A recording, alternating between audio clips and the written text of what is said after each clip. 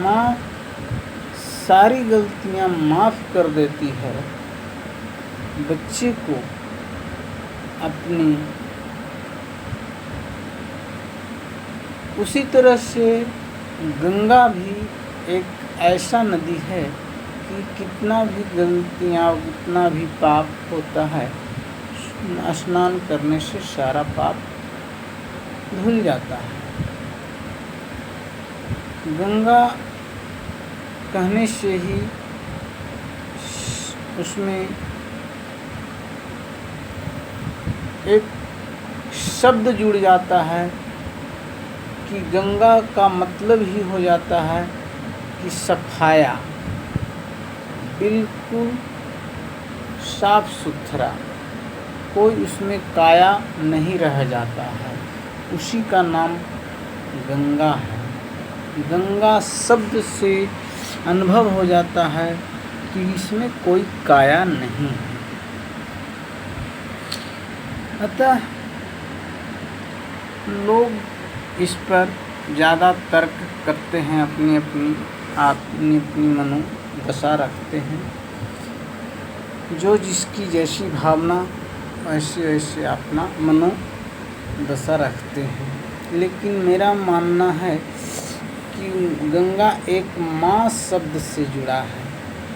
जिस तरह से माँ अपने बच्चे को लालन पालन कर कर उनका हर गलतियाँ माफ़ कर देती है माँ, ठीक उसी तरह से हमारे गंगा भी हैं जो हर पापों से मुक्ति दिलाने वाली माँ गंगा है।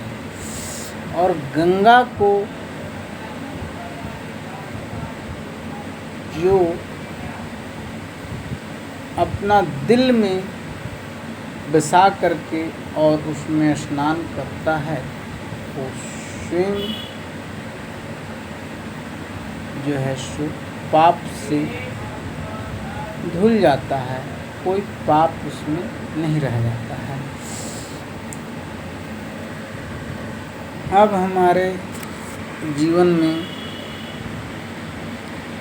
लोग कहते हैं कि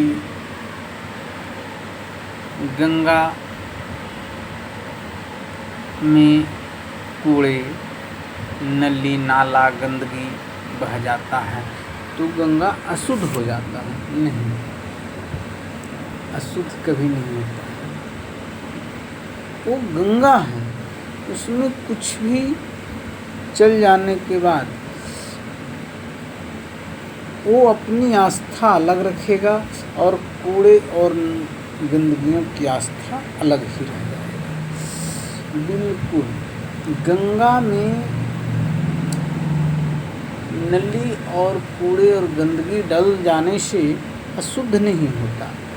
अगर ऐसा होता तो हमारे प्राकृतिक का इतिहास विलुप्त हो जाता, क्योंकि प्राकृतिक का जड़ जो है सो इतना मजबूत होता है कि उसका कोई वैज्ञानिक भी खोज नहीं कर सकता है कि इसका कहाँ से कहाँ तक, कैसे और कब, नहीं कोई उसका जो है